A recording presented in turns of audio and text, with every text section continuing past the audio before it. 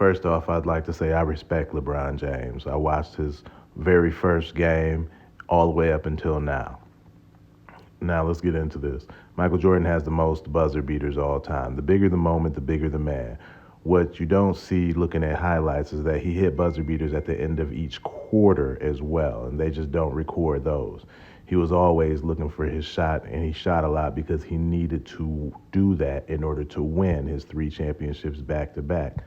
Now, speaking of which, he has the most points per game all time. Now, what that means is that if you put all the NBA players ever in the history of the game into one matchup and they all played, he would have the most points, more than likely, at the end of that game because he averaged the most points per game. He was going to outscore everybody.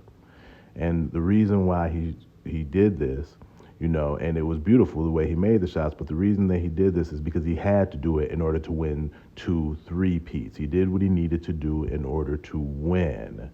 He never backed down.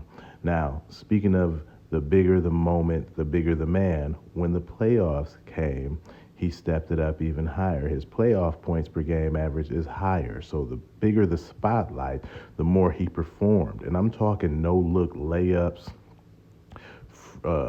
dunking on Hall of Fame centers, all of that stuff. That was Michael Jordan, and it was beautiful to watch.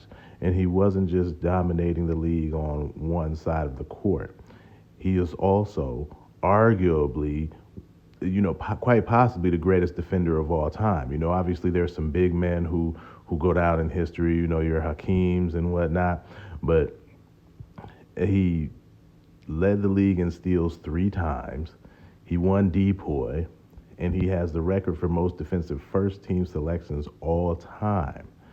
Now, he also scored so much that he won a scoring title. But he didn't just win one. He did it 10 times. 10 times. In all due respect for LeBron, he beat the whole NBA in scoring once. Jordan has 10 scoring championships. That is by far the record. It's not even close. And he did it beautifully. Now, this right here is the very definition of the bigger the moment, the bigger the man.